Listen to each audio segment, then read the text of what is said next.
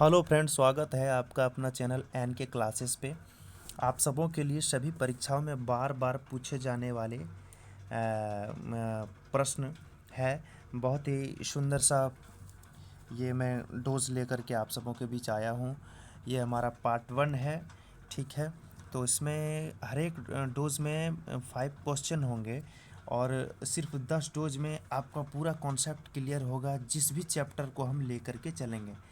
आज हम ratio and proportion chapter को लेकर के चल रहे हैं, जिसमें सिर्फ 5 क्वेश्चन होंगे और 10 डोज ऐसा आएगा। ये मेरा पहला पार्ट है। तो आइए देखते हैं क्वेश्चन क्या क्या है।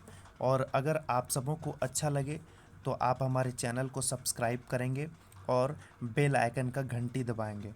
आइए देखते हैं। ये हमारा रहा पहला सवाल।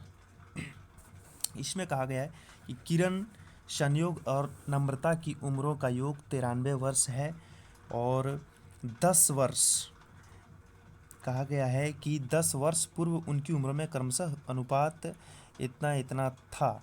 तो 10 वर्ष पूर्व, तो वर्तमान में अभी तीनों का उम्र का योग दिया गया है।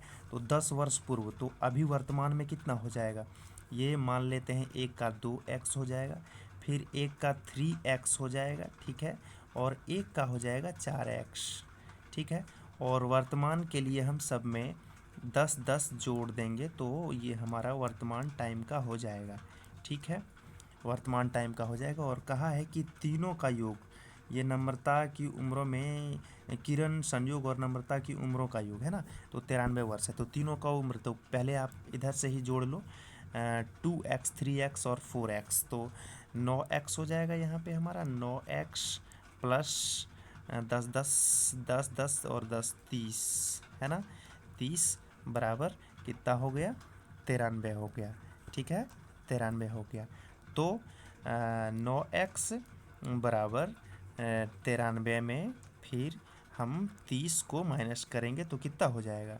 93 में जब हम 30 को माइनस करेंगे तो 63 हो जाएगा। कितना हो जाएगा? 63। और 9x हो जाएगा यहाँ पे। तो x बराबर हमारा कितना आ जाएगा? x बराबर 7 आ जाएगा।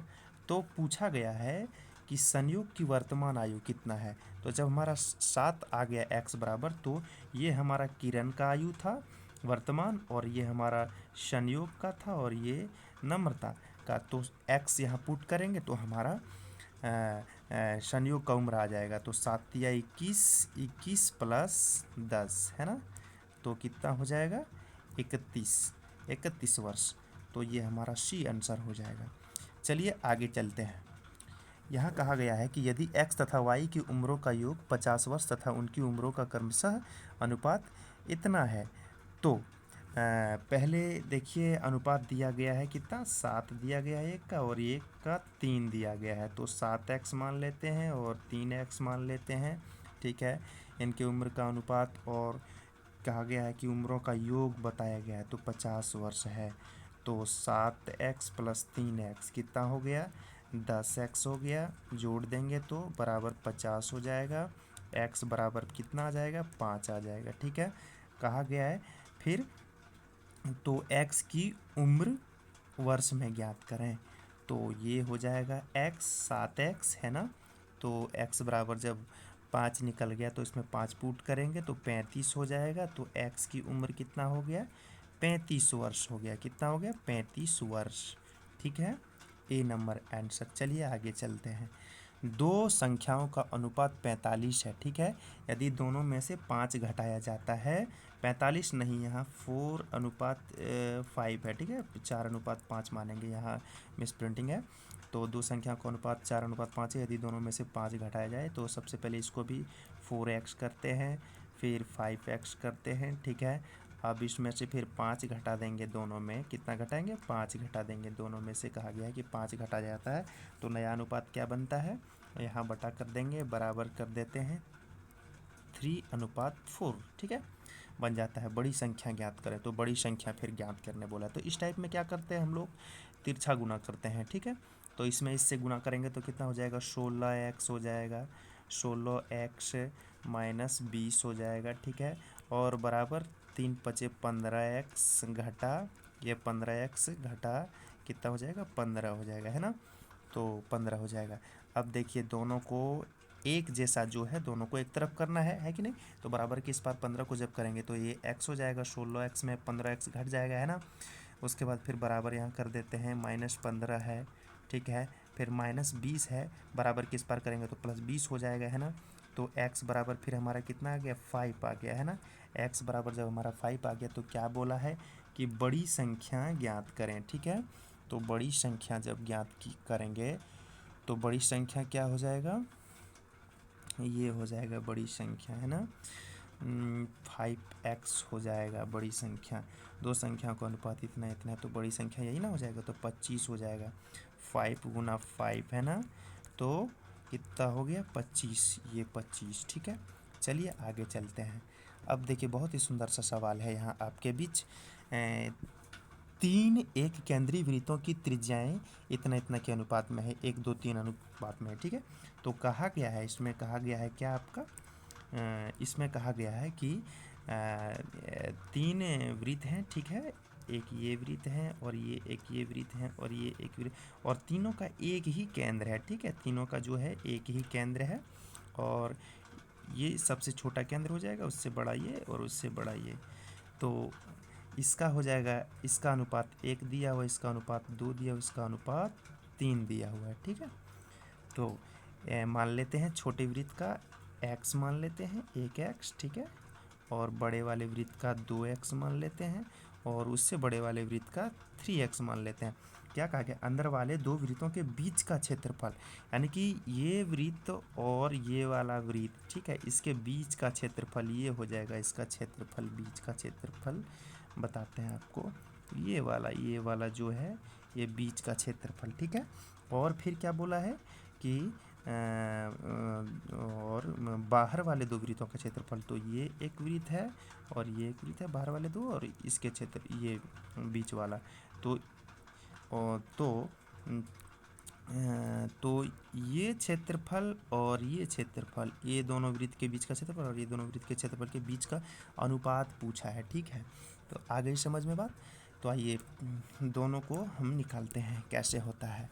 तो सबसे पहले छोटे वाले वृत्त जो हो जाएगा, छोटे वाले वृत्त का त्रिज्या x है और बड़े उससे बड़े वाले का 2x है। तो दोनों के बीच का क्षेत्रफल निकालेंगे तो कैसे हो जाएगा, तो बड़े वाले में छोटे वाले वृत्त को का क्षेत्रफल को घटा देंगे तो ये वाला निकल जाएगा। तो आप देखिए पाई आर स्क्वायर होता है क्षेत्रफल, ठीक है। पाई आर स्क्वायर क्या होता है, पाई आर स्क्वायर होता है। तो पाई तो कॉमन हो जाएगा, ठीक है, आर स्क्वायर ही घटेगा।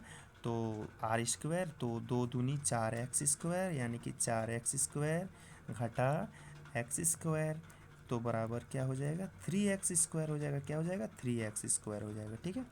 तो इसके बीच का क्षेत्रफल, ये जो क्षेत्रफल है ये निकल गया 3x स्क्वायर। अब इस क्षेत्रफल को निकालेंगे, तो इस क्षेत्रफल को कैसे निकालेंगे, तो इसमें फिर इसको घटाएंगे, तो 3x यानी कि 9x स्क्वायर हो जाएगा, है ना। आर स्क्वायर बराबर होता है घटा 4x स्क्वायर, तो यहाँ हो जाएगा कितना, 5x स्क्वायर हो जाएगा, है ना। 5x स्क्वायर हो जाएगा।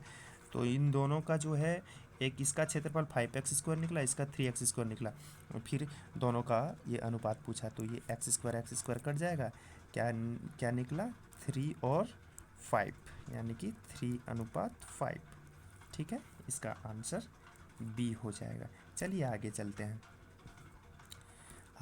हैं। ये हमारा शायद अंतिम सवाल है। तो आइए देखते हैं इस सवाल में क्या है कि यदि x का 15%, यानी कि x का 15% ऐसे ही लिखते हैं, ठीक है। y के 10% का 3 गुना है, तो y के, ये y है, इसके 10%, तो इसका 10%, ठीक है, 10% का 3 गुना है, ठीक है, इसका 10% का 3 गुना है ये। तो दोनों का अनुपात पूछा है, तो सबसे पहले इसको काटते हैं, ठीक है। कट जाएगा बराबर किस पर, देखिए नीचे में दोनों 100 तो कट जाएगा, ठीक है। फिर 5 से कटेगा, 5 दूनी 10, ये 2 में और ये 3 में, 5 या 15, तो क्या हो जाएगा 3x बराबर 3x बराबर 2y गुना 3 यानी कि 6y। ठीक है, 6y बराबर 3x। तो x अनुपात x बटा y क्या हो जाएगा, 6/3 यानी कि 2:1 हो जाएगा। क्या हो जाएगा, 2:1। ये बी नंबर आंसर हो जाएगा।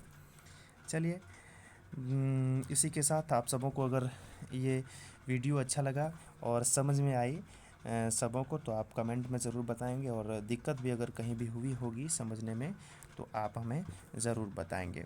धन्यवाद। आप हमारे चैनल को सब्सक्राइब करना ना भूलें और बेल आइकन को ज़रूर दबा दें।